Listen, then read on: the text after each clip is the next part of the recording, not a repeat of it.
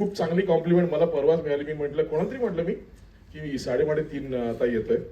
So that person sed की यार इतकी वर्ष झाली अंकुश चौधरी अजून तसाच दिसतो रे. क्या बात. पण माझ्या बाबतीत 3:30 ऑफकोर्स आमच्या सगळ्यांसाठी खूप स्पेशल आहे. एकच आठवण सांगतो, मी जास्त सांगत नाही. पण that is very special for me. 3:30 ज्यावेळी आम्ही सुरू केलं ना, तर त्यावेळी ना हिरोईन फायनल होत नव्हती.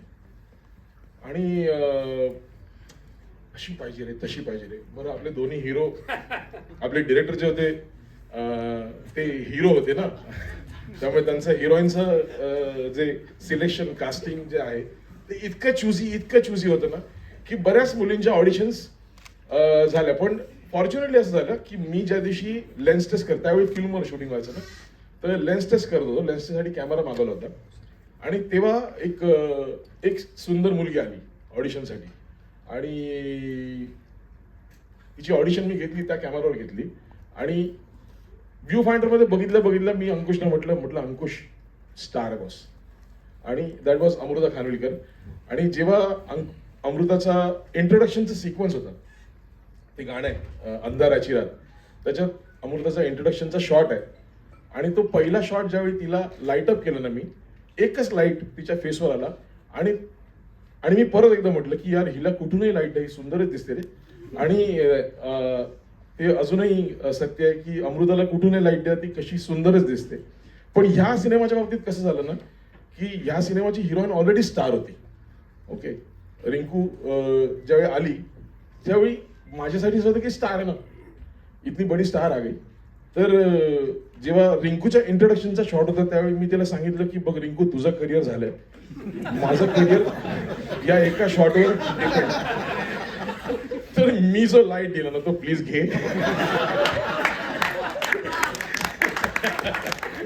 आणि बाय गॉड्स ग्रेस तिला माझ्या करिअरची चिंता आहे, त्यामुळे तिने ऐकलं आणि तिने तो लाईट घेतला. पण रिंकू या सिनेमात खरंच खूप सुंदर दिसली. वाह, क्या बात. एकदा जोरदार टाळ्या संजय सरांसाठी. Amit sir, Nitin sir, Ajay sir, मगाशी ज्या काही आतल्या गोष्टी तुम्हाला कळल्या, तुमच्या नकळत झालेल्या, त्यानंतर तुम्हाला काय म्हणायचंय मला जाणून घ्यायला आवडेल. आतल्या गोष्टींपेक्षा झी मधल्या आतल्या गोष्टी इतक्या इंटरेस्टिंग होत्या. म्हणजे 2003-04 पासून मी आणि अजय मराठी सिनेमा सुरू करायचा असा आम्ही विचार करत होतो. एक वर्ष तर आम्ही झी गौरव मध्ये 5 चित्रपट दिग्दर्शकांना 5-5 लाख रुपये असे दिलेही होते. दरवर्षी ते चित्रपट झाले नाही. दरवर्षी आम्ही काही ना काही अमाऊंट बिझनेस प्लॅन मध्ये ठेवत असू. आणि कॉर्पोरेटमध्ये हाफ इयरली रिव्ह्यू होतो की तुमचा रेव्हेन्यू अचीव झालेला नाही, टार्गेट अचीव झालेलं नाही, त्यामुळे आता खर्च कमी करा. तर पहिला फटका बसायचा तो चित्रपटासाठी ठेवलेल्या पैशाला.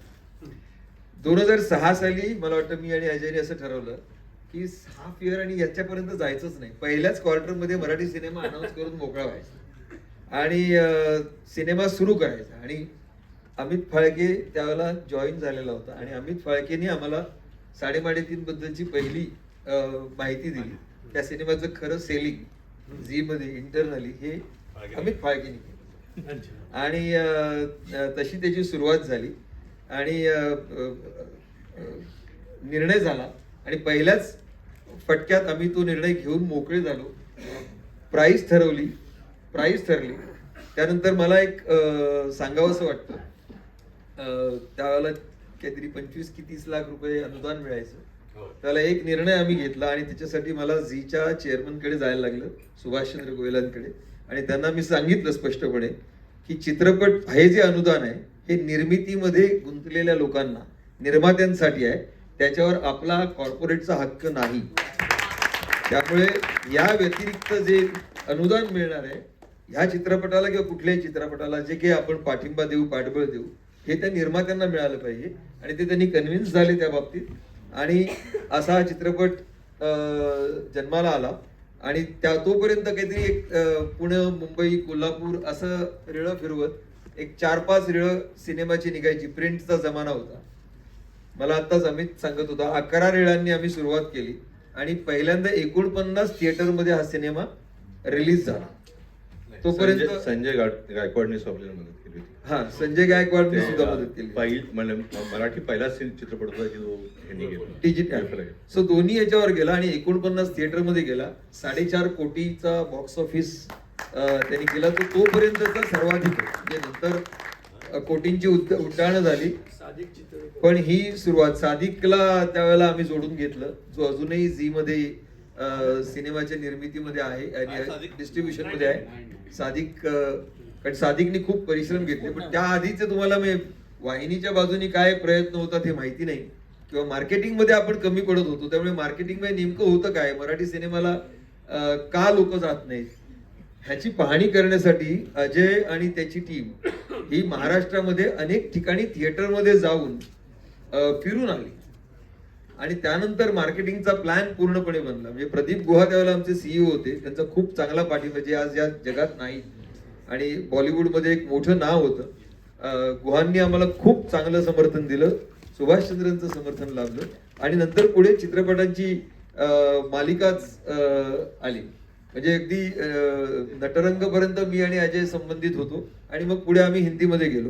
नटरंग सारखी एक गोष्ट म्हणून सांगतो, नटरंग ही कादंबरी, त्या कादंबरीवरती चित्रपट निघाला पाहिजे ही कल्पना अजय बालवणकरची होती आणि ती कादंबरी आम्ही रवी जाधवला त्यांनी दिली की याच्यावरती सिनेमा बनव, आणि तशी नटरंगची सुरुवात झाली. कॉर्पोरेट मध्ये लोक एवढेच निरस नसतात, एवढं त्यामुळे ती खूप निरस लोक नाहीत, परंतु अशा पद्धतीने सुरुवात झाली. अमितची एनर्जी त्याच्यामध्ये होती, सर्व कलाकारांचं प्रचंड सहकार्य होतं आणि सिनेमा अप्रतिम होता, त्यामुळेच तो घेतलेला होता आणि तो गावोगाव पोहोचला आणि तो यशस्वी झाला. माझी खात्री आहे की दुसरा पुन्हा 3.5 सुद्धा त्याच पद्धतीने, त्यावेळेला 4.5 कोटी झालं, त्यावेळेला आपण 40 कोटीचा टप्पा गाठूया, त्याच्या पलीकडे जाऊया, अशा माझ्या सदिच्छा मी सर्वांना देतो. मला काल अमेयजींचा फोन आला, मला खूप बरं वाटलं.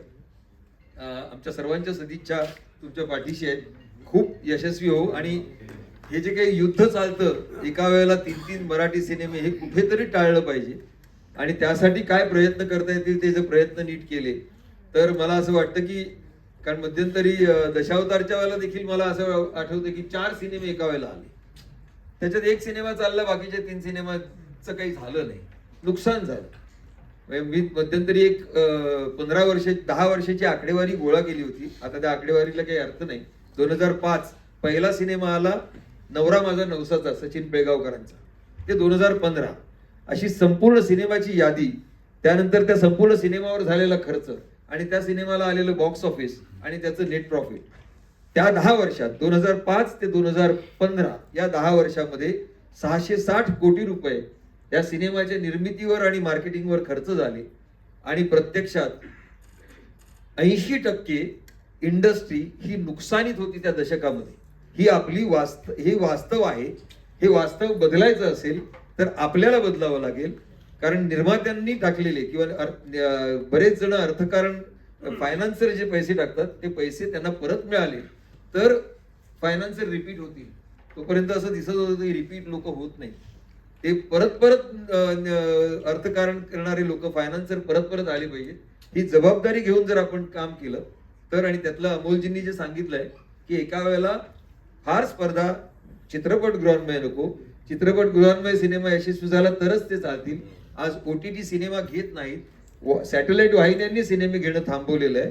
अत्यंत कठीण काळ मराठी समोर आहे आणि खर्च मात्र वाढत चाललेला आहे. ह्या सगळ्याचा कुठेतरी पुनर्विचार सर्वांनीच करण्याची वेळ आलेली, आणि ते जर केलं नाही तर भवितव्य फार चांगलं नाहीये. आपल्याला त्याच्याकडे घेऊन जायला पाहिजे. कारण मराठी, आम्ही ज्यावेळेला झी मराठी चालवायचो त्यावेळेला हे म्हणायचो की मार्केटमध्ये, मुंबईत मार्केट आहे पण मार्केटमध्ये मराठी नाही.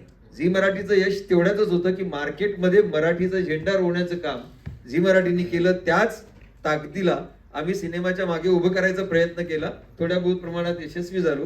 पुढे सैराट पर्यंत गोष्टी गेल्या, पण आज वाहिन्यांच्या पण पुढे स्पर्धा उभ्या राहिलेल्या आहेत. लोक त्यापासूनही दूर गेलेले. त्यामुळे मराठी पुढे खरंच आव्हान आहे. सर्वांनी मिळून ते कसं पेलायचं हे आपल्याला ठरवावं लागेल. एवढंच बोल. धन्यवाद. खूपच महत्त्वाचे मुद्दे. ही अख्खी फ्रेम बघून खरं तर फार भारी वाटतंय आणि खूप किस्से ऐकायला आवडतील, पण मला असं वाटतं कुरळे बंधूंना पण मला स्टेजवरती बोलवायचंय. शूटिंगच्या वेळेचे पण बरेच किस्से ऐकायचे आहेत. सगळ्यात आधी तुम्हाला सगळ्यांचे खूप खूप आभार, धन्यवाद. तुम्ही हा चित्रपट बनवलात, तो बनला, त्यामुळे आता पुन्हा एकदा 3:30 ची आम्ही वाट बघू शकतोय. जोरदार टाळ्या. जे किस्से इथे अनफोल्ड झाले आणि जे